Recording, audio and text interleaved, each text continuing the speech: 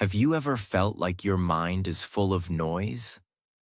Like you're chasing too many things at once, feeling tired, lost, or not good enough? You try to stay calm, but people test your patience. You try to stay focused, but distractions pull you every second. You try to stay strong, but emotions control you. And in all of this chaos, you forget the most important thing: what really matters.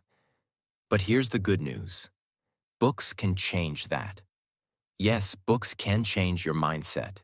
They are not just paper, they are power. They are not just information, they are transformation. You see, when you read the right book, it doesn't just teach you something, it rewires your brain. It helps you remove all the junk from your mind and finally see clearly. And that's exactly what this book does. The book is called Focus on What Matters by Darius Foro. It is based on Stoic wisdom, the ancient art of staying calm, thinking clearly, and living with power. Inside this book, you will find 70 letters, short lessons, that teach you how to live better, think better, feel better, and become the strongest version of yourself. But today, we have chosen only 20 of the most powerful letters for you. We picked only the best ones, the lessons that can change your life immediately.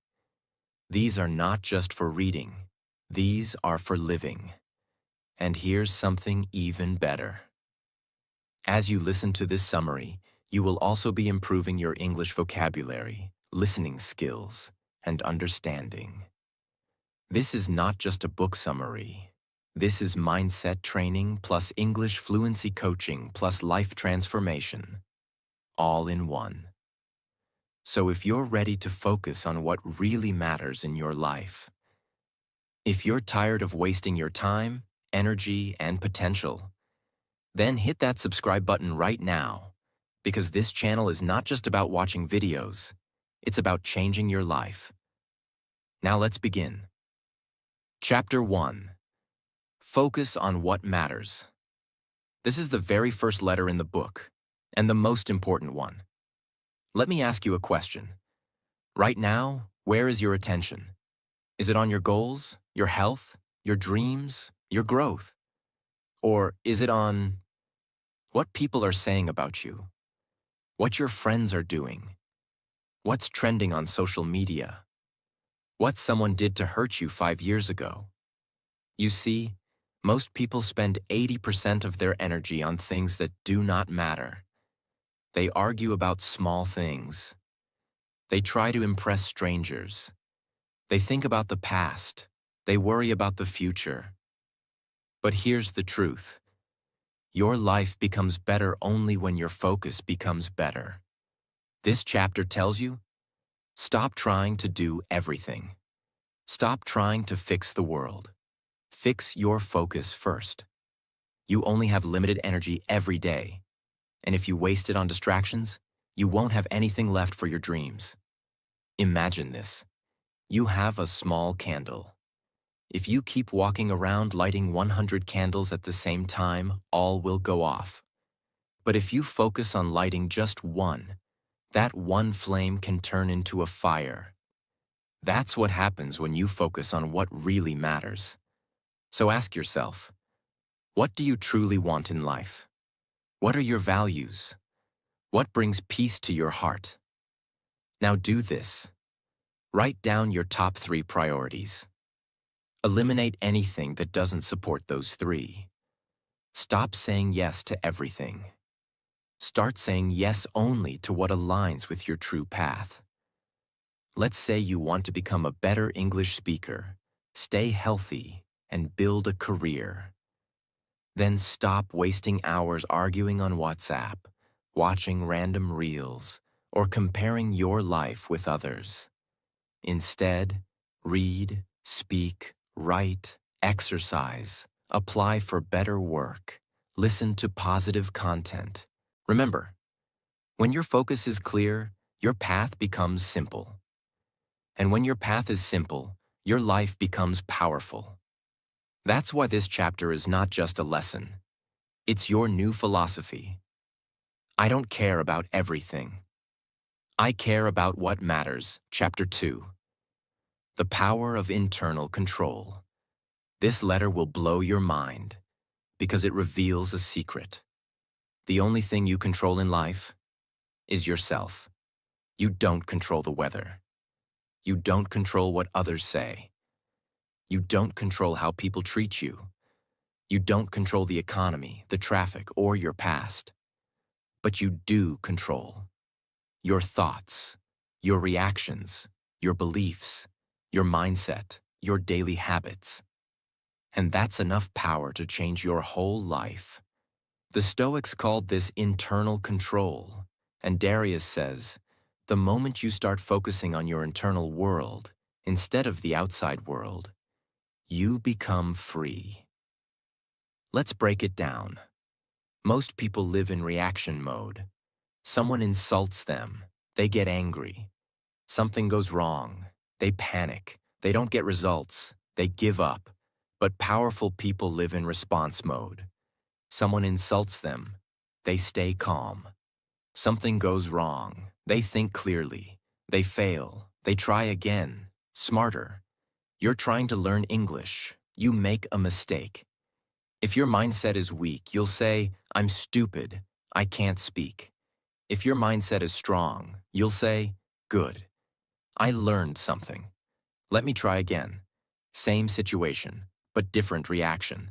And that one small difference decides your future. So how do you build internal control? Pause before reacting. Take 5 seconds before replying to anything emotional. Ask, is this in my control? If not, let it go. If yes, take action. Practice responding instead of reacting. Use your brain, not your mood. Build a strong morning mindset. Every morning, remind yourself, I control my thoughts. I control my actions. I control my life. Because at the end of the day, you are the gatekeeper of your peace.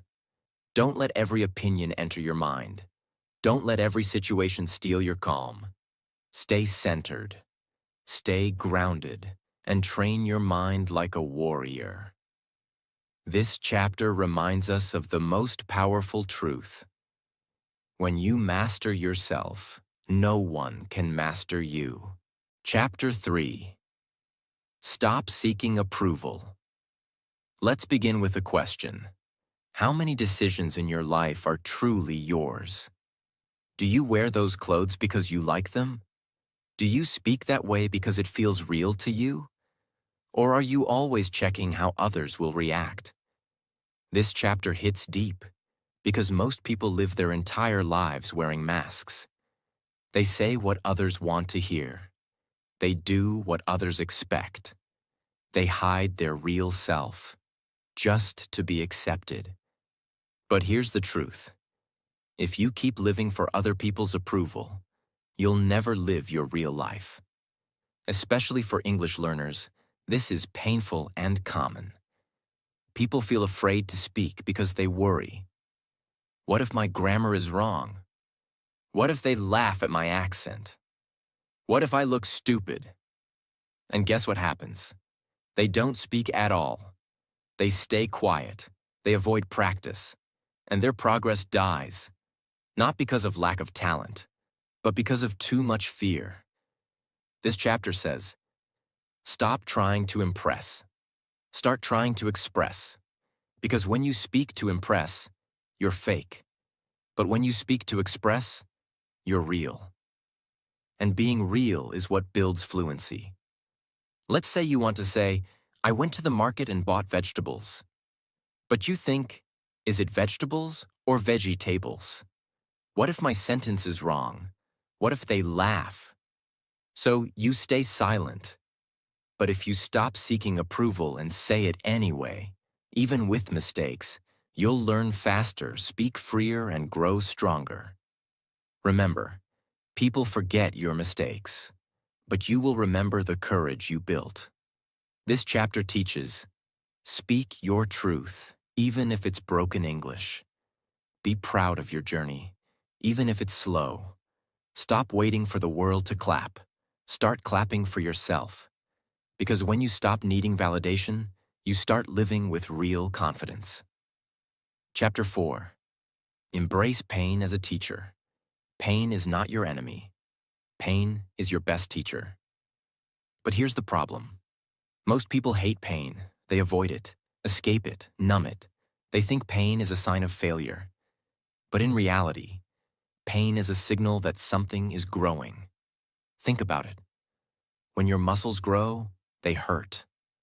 When your brain learns, it gets tired. When your heart heals, it breaks first. Imagine a mountain standing tall for thousands of years. It faces strong storms, freezing snow, lightning, and wind that cuts like knives. If the mountain could feel, it would say, "This hurts. The storm is painful. The cold is too much, but that storm is shaping it." The sharp winds carve the rocks. The ice breaks the weak parts. The pressure makes it stronger, sharper, more beautiful, more solid. Without the storm, the mountain would be just a soft hill. But because of the pain, it becomes unshakable. That's how pain works in life too. Your storm is not breaking you. It's sculpting you. You don't grow in spite of the pain. You grow because of it. Chapter 5. Learn from everyone. One of the biggest lies is, you can only learn English from a teacher. No, that's wrong. You can learn from everyone. This chapter tells you that life is your classroom, and every person is your teacher. You can learn from a stranger in a shop, a YouTube comment, a short Instagram reel, a child who says something simple, a song lyric that touches your heart, a podcast sentence that repeats in your mind.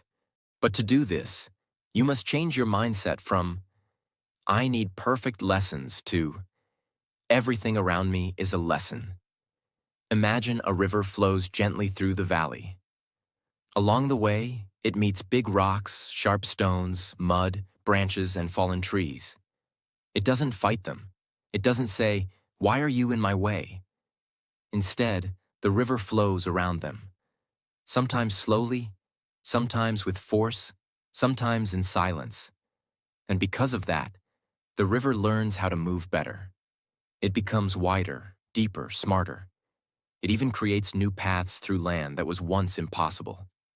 Lesson: the river learns from everything, even the obstacles. It doesn't complain. It absorbs, adjusts, and grows. Just like that, in life, you can learn from every situation, every difficulty, every silence, even from what seems useless. Nothing is wasted if your mind is open. This is what happens when you train your brain to learn from everyone. You don't wait for school. You don't wait for perfection. You just observe, absorb, apply. This chapter teaches you to keep your mind like a sponge. So wherever you go, you collect wisdom. Even from people you dislike. Even from people who don't speak well. Even from people younger than you. Because learning has no ego. Everyone you meet knows something you don't. So be curious, be humble, and say this every day. Today, I will learn something new from someone unexpected. Chapter 6. Time is your real currency. Most people think money is the most valuable thing in the world, but this chapter destroys that myth. Because here's the real truth. You can earn back money, but you can never earn back time. Time is the only thing that is always moving away from you. Every second you spend, you will never get it again. And yet, we waste it so carelessly. We spend hours arguing about nonsense. We scroll endlessly through other people's lives. We give our precious minutes to people who don't even value us. We delay our dreams, thinking we have forever. But we don't. The clock is ticking. Not to scare you, but to wake you up. Imagine a young man. He has a dream to start his own business. But every evening, He watches TV for 3 hours. He says, "I'm tired. I'll do it tomorrow." Tomorrow becomes next week. Next week becomes next year. And slowly, the fire inside him dies. He didn't lose because he wasn't smart. He lost because he gave his time to the wrong things. Powerful lesson. You are not broke because of lack of money. You are broke because of how you use your time. So how do you fix it? Track your hours like you track your money. Keep a small journal and write, "Where did my hours go today?" You'll be shocked. Create a time budget. Just like you don't spend $1,000 on junk. Don't spend 10 hours on meaningless tasks. Ask, does this activity make me grow? Heal? Build? Rest? Be ruthless with your time. Protect your hours from time wasters, gossipers, drama, and distractions. They are stealing your future. If it doesn't add value to my life, it doesn't deserve my time. Because your time is your life. And once you waste it, it becomes your regret. Chapter 7. Keep a calm mind. This chapter speaks to everyone who has ever felt overwhelmed, emotional, or anxious. Let's be honest. We all struggle with our minds. One comment from someone can ruin our mood. One bad day can make us feel like failures. One mistake, and we beat ourselves up for days. But here's what this chapter teaches you. A calm mind is a superpower. In chaos, calm people lead. In pain, calm people heal. In problems, calm people solve. You don't need to shout to be strong. You don't need to panic to be fast. You don't need to cry to be honest. You need clarity, peace, stillness. Imagine two people get bad news at work. They're both laid off. Person A panics. They scream, blame, cry, collapse. Their whole week is destroyed. Person B sits quietly. They take a deep breath. They write down, "Okay, what can I control next?" They update their CV. They apply for 10 new jobs that same evening. Same situation, but two different minds. One broke down. One broke through. That's the difference calm makes. Calm is not about pretending everything is fine. It's about saying, I may not control this situation, but I can control how I respond to it. So how do you build this calmness? Create a pause habit. When something upsets you, do not react. Pause. Breathe. Count to 10. Most emotional pain comes from instant reactions. Give it space. Write it out instead of fighting it out. Instead of exploding, try writing your anger down. Let the page feel your pain, not another person. Practice mind rehearsals. Each morning, imagine 3 things going wrong. Then imagine yourself staying calm. You're training your mind like a warrior. Storms will come, but you can still become the mountain. Let others scream and shake. You, be the calm. Be the strength. Be the light. Chapter 8. The Discipline of Less. Here's something you've never been taught. Most success doesn't come from doing more. It comes from doing less, but better. This chapter is a complete mindset shift. We've all been told, work more, add more goals, learn more things, do 10 things at once. But this is a trap. The more you chase, the more you scatter your energy. And scattered energy creates average results. This chapter teaches, if you want real peace, real progress, and real power, you must learn the discipline of less. Imagine a girl who wants to get fit. She joins 3 gyms. She buys 10 workout plans. She follows 20 fitness influencers. She changes her diet every 3 days. But nothing works, because her energy is divided. Now imagine another girl. She picks one home workout. She does it every day. She eats simple food. She sleeps early. Result? She gets fit, slowly, powerfully, permanently. That's the power of less, done with discipline. So, how do you apply this? Cut out half your to-do list. Only keep what moves your life forward. Delete what looks productive but means nothing. Create a not-to-do list. What will you stop doing? Examples: stop gossiping. Stop checking your phone every 5 minutes. Stop chasing perfection. Focus on deep work, not busy work. Instead of doing 10 things halfway, do one thing all the way. Say this every morning. I don't need more. I need less noise, more meaning. The message here is simple. Don't be addicted to action. Be addicted to direction. Because life isn't about running in circles. It's about moving forward. With power, with peace, and with purpose. Chapter 9. Be useful, not impressive. This chapter will wake you up. Because most people are busy trying to look impressive. But very few are trying to be useful. Let that sink in. You open social media. Everyone is trying to show, look at my car, look at my vacation, look at my body, look how cool I am. But deep inside, they feel empty. Because showing off is not equal to showing up. This chapter asks you one question. Do you want people to admire you? Or do you want to matter to them? Because here's the painful truth. You can impress thousands and still be useless. But if you're useful to just one person, you've already created impact.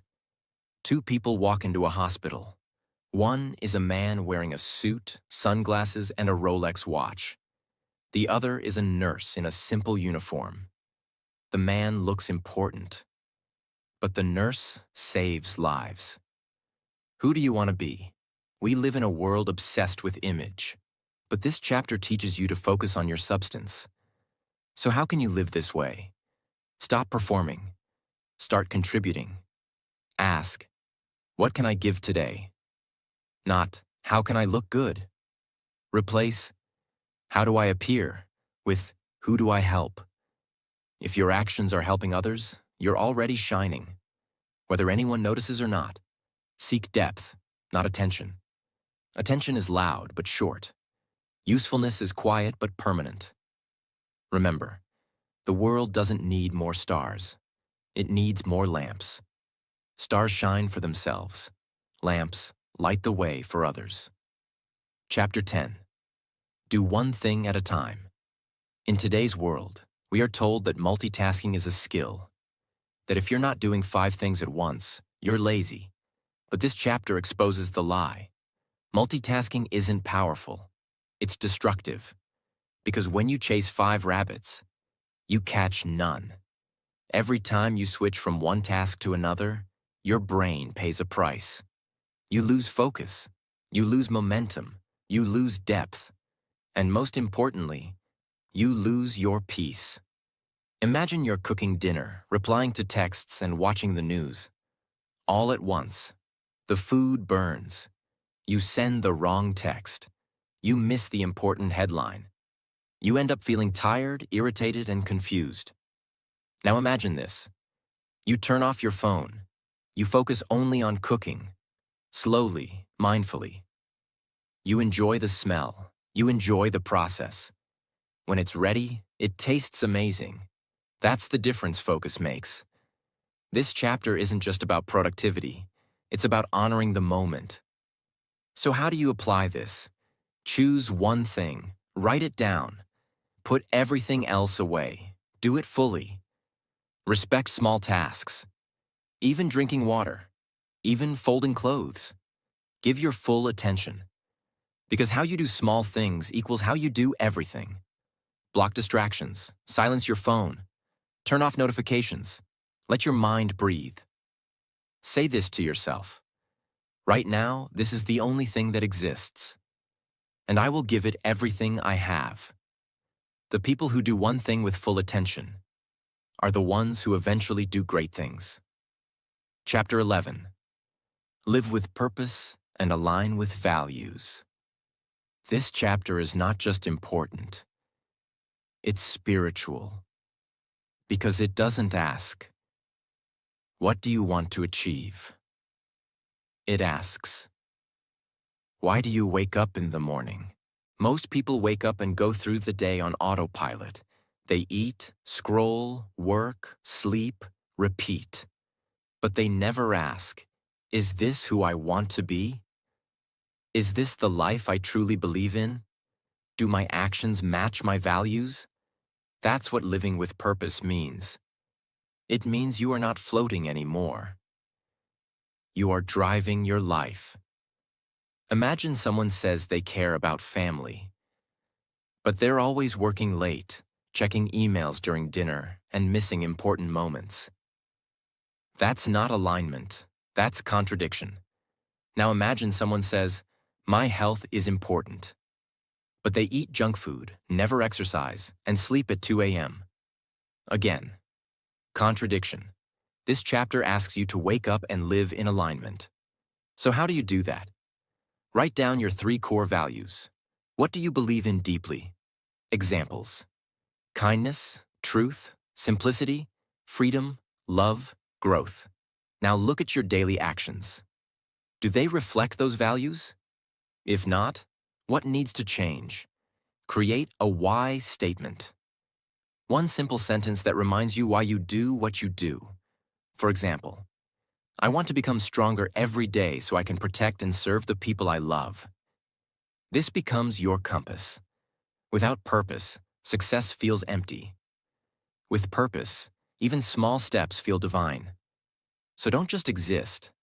Live with fire inside you. Don't just wake up. Wake up for a reason. Chapter 12. Cultivate gratitude and simplicity. This chapter feels like a quiet hug from life, because it reminds you of something the world often forgets. Gratitude is not about having more. It's about noticing what you already have.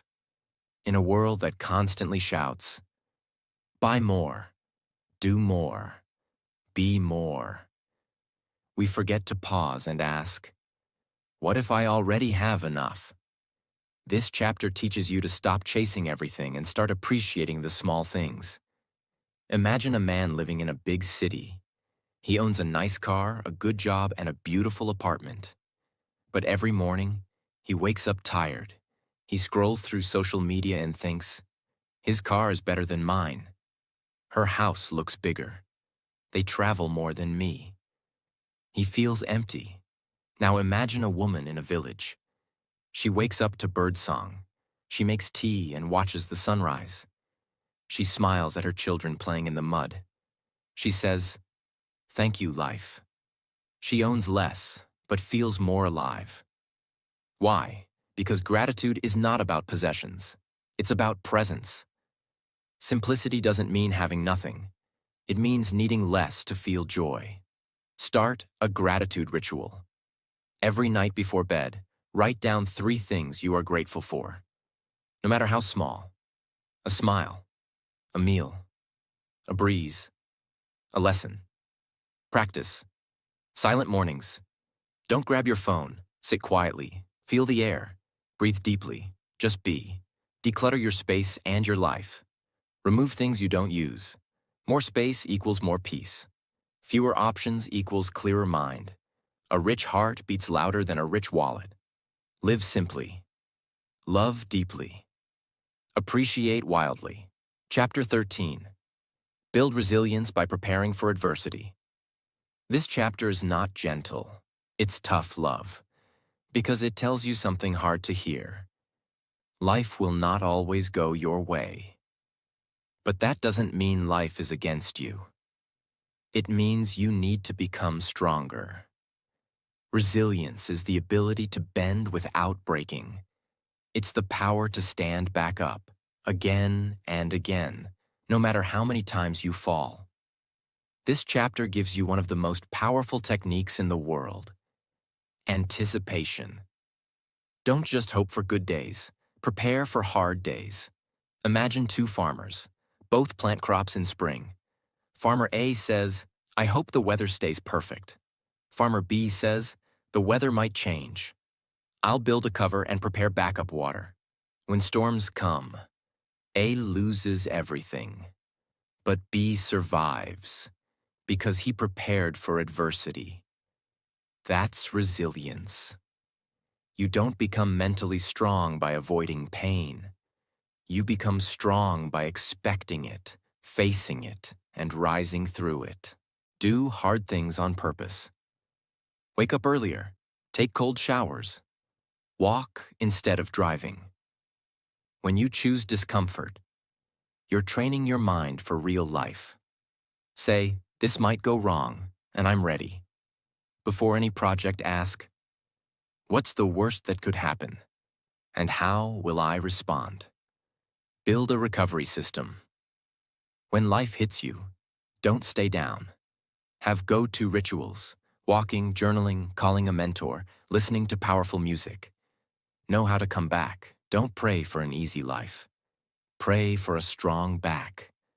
Be the one who doesn't break, even when the world does.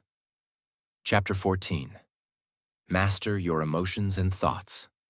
This chapter goes to war, not with the outside world, but with the chaos inside you. Because the biggest battle you will ever fight is with your own thoughts. You are not your thoughts. You are the one who sees them. This chapter shows you that your emotions are not facts. They are visitors, messengers. They pass through, but they should not control you. Example, imagine you're driving. Suddenly, another car cuts in front of you. Your heart races. You feel hot. You want to scream. Now you have two choices.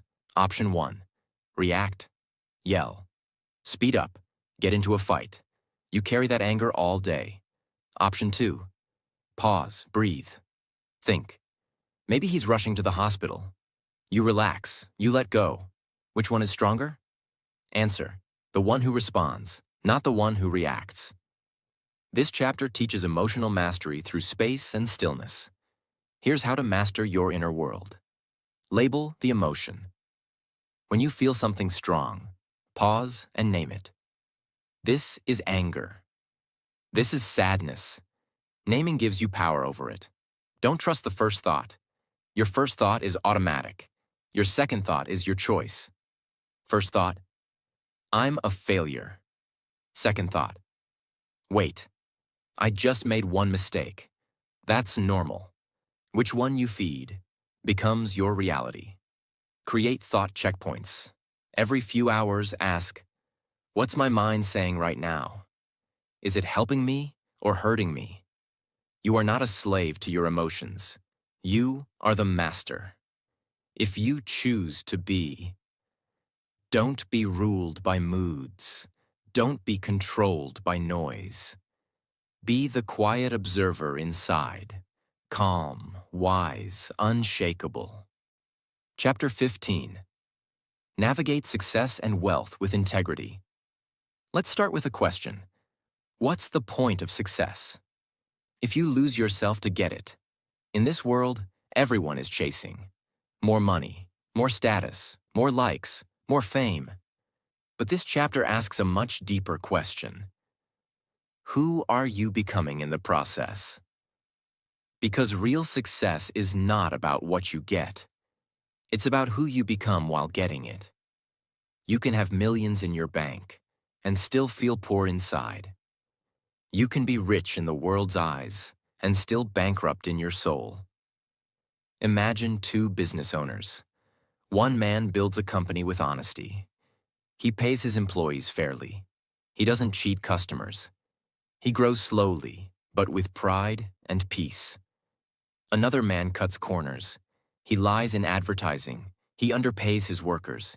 He gets rich, fast. But at night, he feels anxious. He knows. This success is hollow. 10 years later, the honest man sleeps peacefully, respected by his family and his team. The other one? Alone, stressed, always looking over his shoulder. This chapter reminds you, success without integrity is just noise. It will never give you peace. Define your values before you chase results. Ask, What am I not willing to do, even if it brings money or status? Write your line and never cross it. Be proud of your process, not just your product. Don't just aim for the goal. Fall in love with doing the right thing, even when it's harder. Remember, character is wealth. Fame fades, riches fade. But your name, how people feel in your presence, that is forever. True wealth is not in your bank account. It's in your behavior.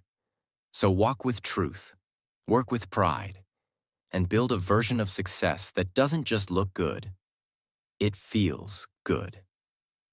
Chapter 16. Build meaningful relationships and empathy. This chapter is one of the most emotional in the book because it speaks to something we all want, but many of us don't know how to build. Deep, honest, heart-level connection. In this busy world, people have more followers than ever, but they feel more alone than ever. We talk a lot. We message a lot. We scroll through everyone's life. But when was the last time someone truly listened to your pain? Or when was the last time you sat down and asked someone, "How are you really doing?" This chapter teaches you a secret. The quality of your relationships is the quality of your life. Example: a man earns a big promotion. He celebrates at work. His name is in the company newsletter. But when he comes home, no one is there. He has no close friends. He's drifted away from family. He scrolls through messages, but there's no one he feels safe enough to call and say, "Can I just talk to you for a while?"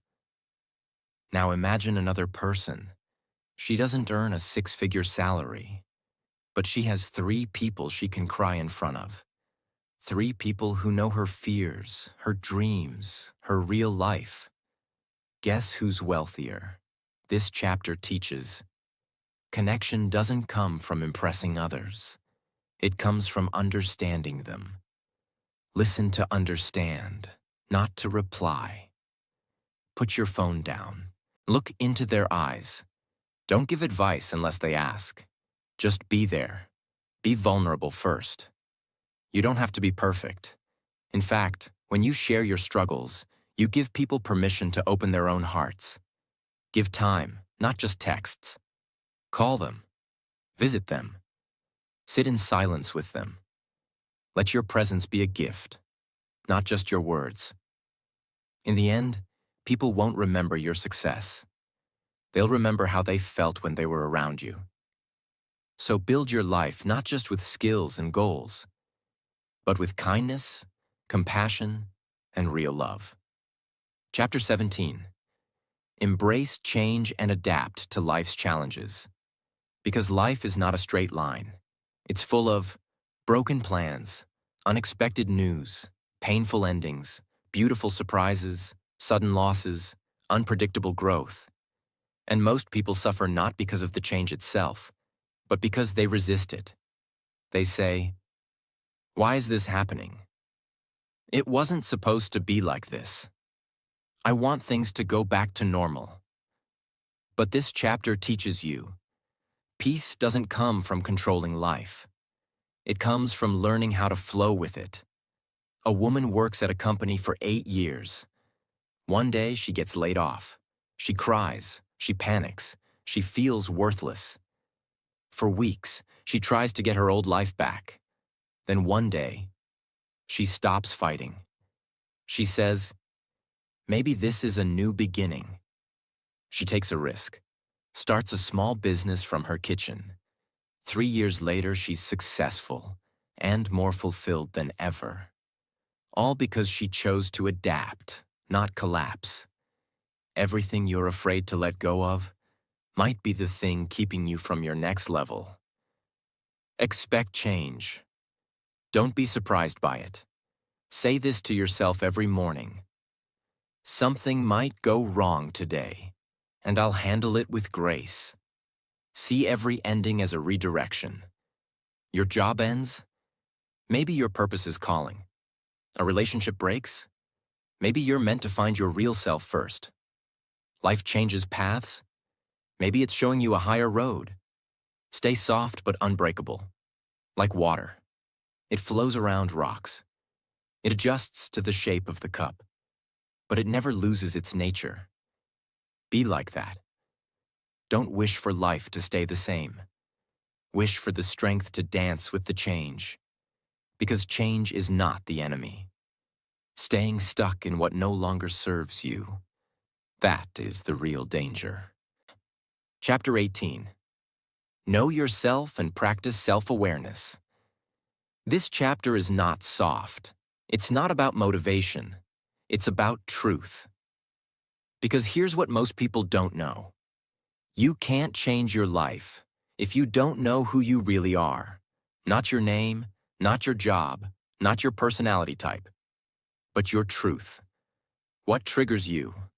What do you avoid? What makes your energy rise?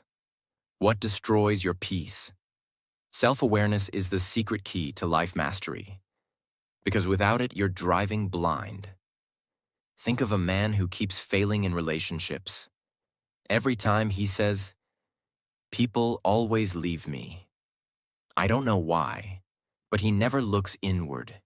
He never asks, "Am I too controlling? Do I not listen? Do I push people away when I feel insecure?" He doesn't know himself, so he keeps repeating the same pain. Now imagine someone else. She sits quietly each night and writes, "What emotion did I feel most today? Why did I react that way? What's one thing I did that doesn't align with who I want to be?" Slowly, she becomes aware. She grows. She stops making the same mistakes. She becomes stronger, clearer, lighter. Because to know yourself is to set yourself free. Practice daily reflection. At the end of each day, write down, what went well? What triggered you? What did you avoid? What would you change if you could repeat the day? This takes 5 minutes, but it builds a lifetime of wisdom. Notice your patterns. Do you always quit when things get hard? Do you always say yes when you want to say no? Do you always get angry when you feel misunderstood? These are not random. They are patterns. And patterns can be broken, only when seen. Ask brave questions. Ask yourself, where am I lying to myself? What am I pretending not to know? What truth am I avoiding because it's uncomfortable? These are hard questions, but they will build your real identity. You can't upgrade your life if you don't upgrade your awareness. So don't be afraid to meet yourself, because the more you understand your mind, the more you'll command your future.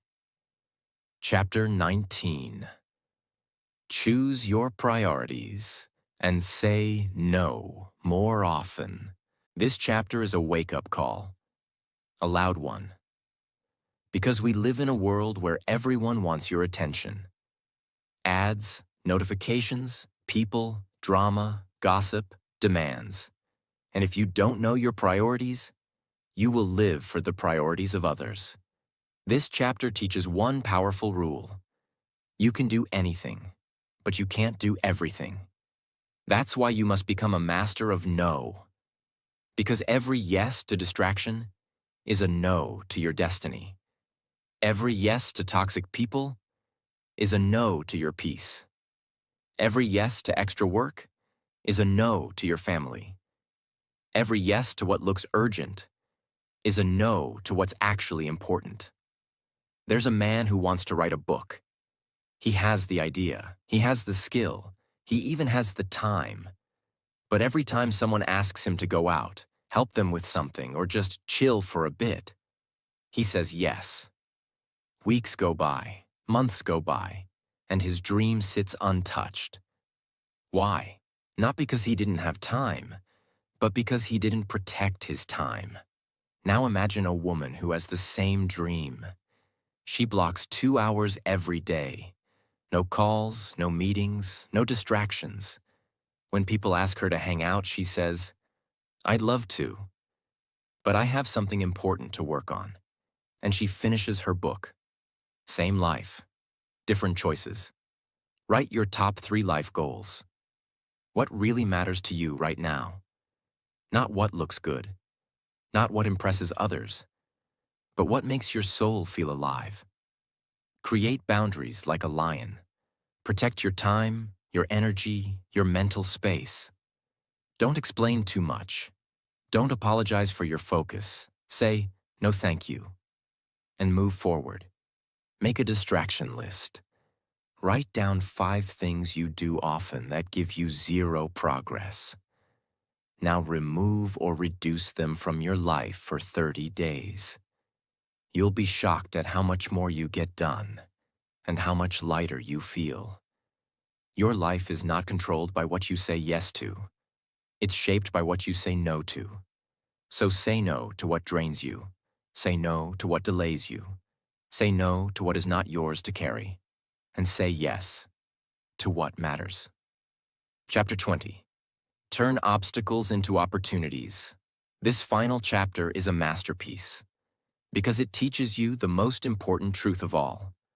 Life will test you, but it's not trying to break you.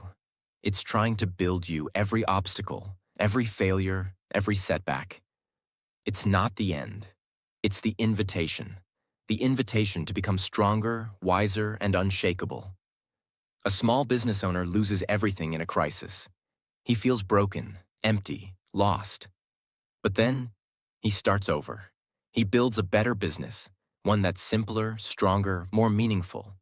And he says, "That loss was the best thing that ever happened to me." Why? Because the fall showed him what truly mattered. It removed the noise. It forced him to grow. This is what the chapter teaches. Obstacles are not walls. They are mirrors. They show you who you really are. So the next time life throws something painful your way, don't ask, "Why me?" Ask, "What is this trying to teach me? How can I grow from this? What strength is being born in me right now?" Shift from victim to student. Victim: why is this happening to me? Student: what can I learn from this? Turn the wound into wisdom. Write about your pain. Share your lesson. Build something out of your scars. Remember, every hero was once broken. Behind every success story is a dark chapter. But they kept turning the page. The obstacle is not in your way. It is the way your pain will become your power. Your struggle will become your story. Your failure will become your fire. So walk through the storm, not with fear, but with faith. Because the storm is shaping your future strength. You have just completed 20 of the most powerful, life-changing, and mindset-shifting chapters ever written. Each one was not just a lesson. It was a mirror, a map, a sword. Now the question is not, what did I learn? The question is, how will I live differently now? You have the tools. You have the fire. You have the path. Now go and live the life you were meant to live.